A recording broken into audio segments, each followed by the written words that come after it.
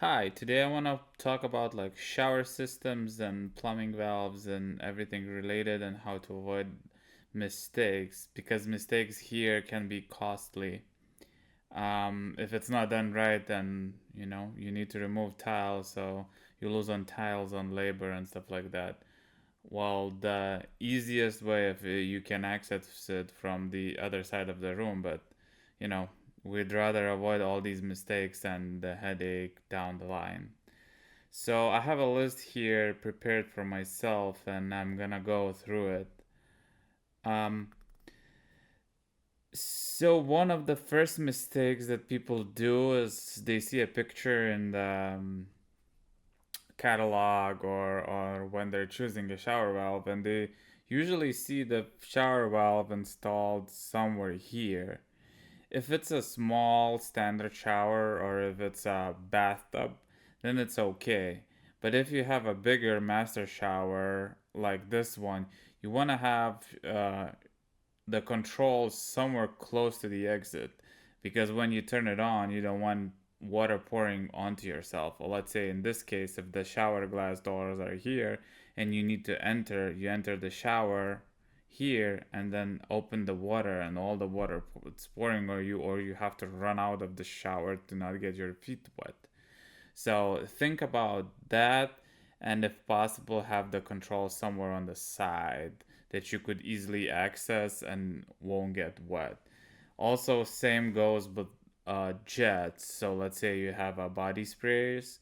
You don't want them facing towards the door. So in this case, you would want them on this wall that when they're spraying, it's just a glass and it's not the doors and stuff like that because through the seams you can get water in. Another mistake would be the height of the shower head. So standard is one thing, but you want to measure. So let's say you have a plumber coming in and he does roughing. You should ask him to install the shower head temporary and then see if it's suitable height for you. Maybe it's too high, maybe it's too low, because at that point it's really easy to adjust it. But if everything is done, then it's really hard to adjust it because you have to rip out tiles and waterproofing and start over. What else? So the next thing is more of a plumber's thing, but as an owner, you choose a contractor, hopefully choose one that's right, and he chooses a good plumber and everything goes according to the plan. But you would have to double check yourself during the remodeling just not to have a headache later on, because if it's not done right, you'll have to rip out the tile and open it to reach the valve if you don't have access from the other side of the room or closet or whatever. So first of all, if you want a lot of pressure, you want 3/4 copper pipe running close to the shower valve, and then the last part can be 1/2 inch. That's okay. Or if your shower system accepts 3/4, I would suggest running 3/4 if possible. Um, you shouldn't have PEX running, especially in Illinois, is not even allowed by the code. But if it's PEX, you want just to have it last couple like 5-6 feet running to the shower system. You don't want it running from the your water heater and main water inlet with small pipe because then you're not gonna have water pressure. Um, Also, it's especially if it's a master shower, you want a thermostatic one.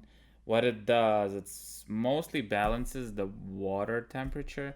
So let's say you flush the toilet, it's not gonna get scalding hot. So it just like tries to keep the temperature the same.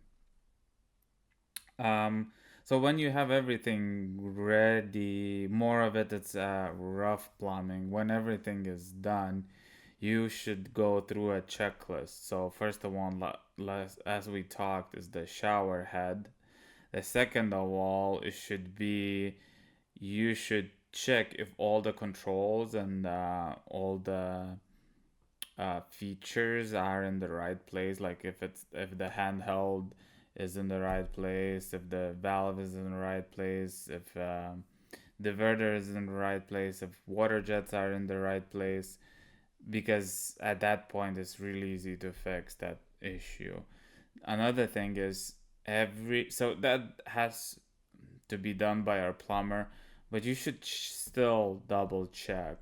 So every valve and diverter valve and handheld outlet has different installations. So on the instruction it says, um, let's say, half an inch to a finished wall or flush with a finished wall or whatever. So let's say you have, on the wall you usually have half inch of the backer board, you have quarter inch of tile glue, and then you have, let's say, quarter inch tile. So you have an inch to the finished wall. So you should check if the valve is, first of all, straight and level, because when all the tiles are done, it's gonna look crooked, and you can't do anything if it's not level and if it's not straight. So first check if that's true. Then you should check if the distance is right by the instructions, because if it's not done right, the your trim kit might not be flush, or your handle might be really out. I don't know if you ever saw, maybe one of your friends has it, or maybe if it's, even if it's in your home, it's like the handle is way off the wall. So that's the reason why, because someone installed the valve and it wasn't done correctly by the instructions.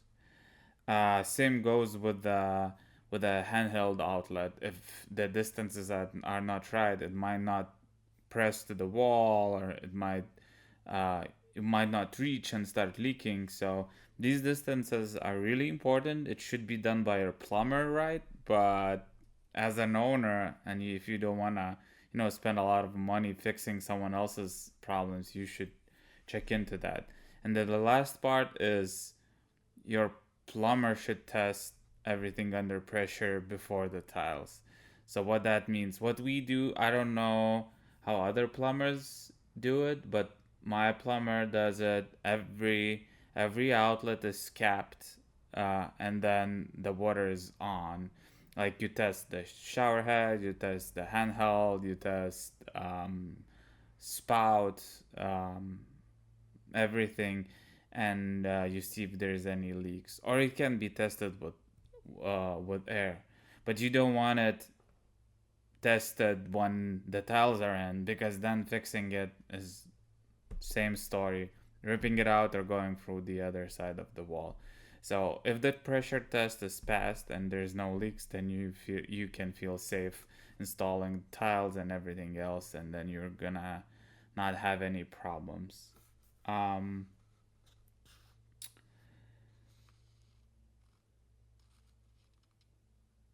Then you would go to sourcing the valves and shower systems.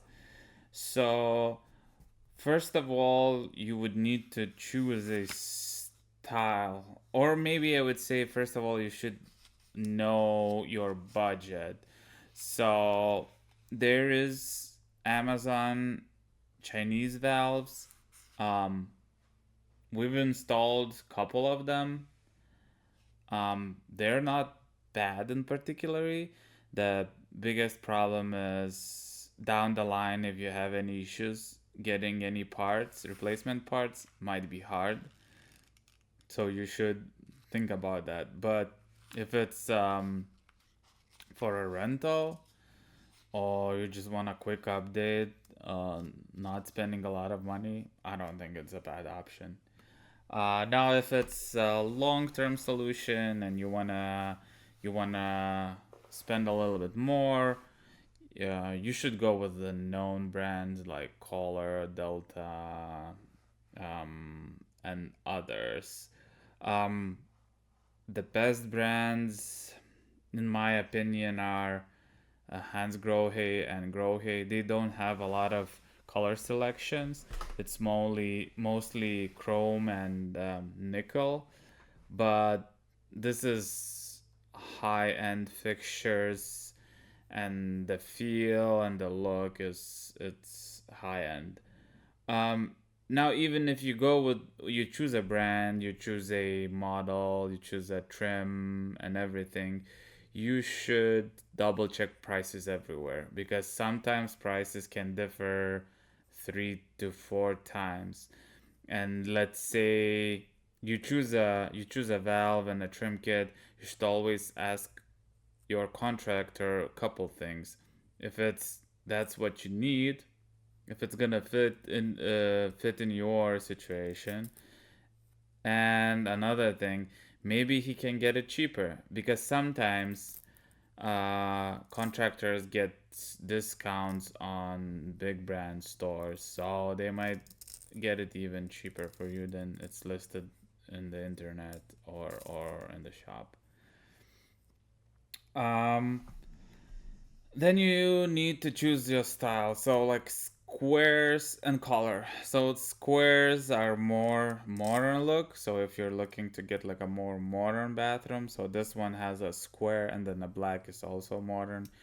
The black has only issue if you have hard water. It's gonna get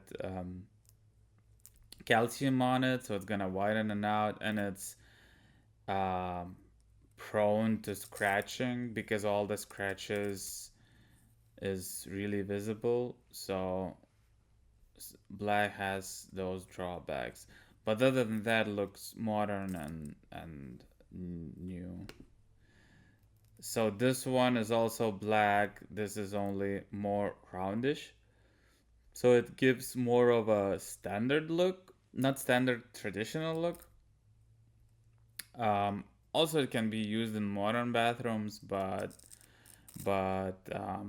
it's more traditional look regarding the shape. The color is black, so it gives a modern vibe. We have gold here, which is also more modern. It has those sleek lines and stuff like that. This one is, I think, uh, Chinese made from Amazon, and we've installed this one like 3 4 years ago. Never heard any problems that they had. This one is, I think it's either Grohe or Hans Grohe. So this is top of the line. Has more a traditional look. So they're going more for like timeless look. So that's why they have chrome and nickel. Um, they're pretty durable. I mean, the finish, like the chrome and nickel, are pretty durable. You don't see stains on it or fingerprints. So it's like a very standard but good option to choose. Um, Also, when you buy, let's say, a shower valve, you should check if they have faucets, if they have towel bars, toilet holders, and everything else you need for your bathroom. Because if you mix and match stuff, then it's gonna really cheapen the look. So you want everything matching, and if you have to go different style, um, try to choose same brand because same brand has same colors, because chrome color might not be the same as chrome delta or whatever. That color tone might be a little bit different, which is going to be visible because it's in the same room. um So, and then the gold would be more. Gold goes good with warm looks, like in this example, has like earthy tones. So, if you have earthy tones, beige tiles, gold would work really good with it. Um, so if you have everything matching and you chose your color, like I said, check Amazon, check Build, check Ferguson, check Studio 41, local suppliers, even Facebook Marketplace. Sometimes people just buy it and never install it and have really good deals, because plumbing valves is one of the biggest expenses in bathroom remodeling. So you should check check into that. Um, So if we want to recap, you should, when you buy it, you should double check with contractor that everything fits for your situation. Then check the pricing, buy it, and then when the ref in, do your due diligence and check if everything is done right. So, like I said, check it under pressure that there is no leaks. Check if the distances are right. Check if everything is square and level, and check the heights if it's comfortable for you and the locations. And you should be good to go. So, like always in bathroom remodeling, check a good choose a good contractor, and then you don't have to do any of these steps by yourself. But if you're using them for the first time, check everything yourself, and you'll be good to go. Thanks for listening. Bye.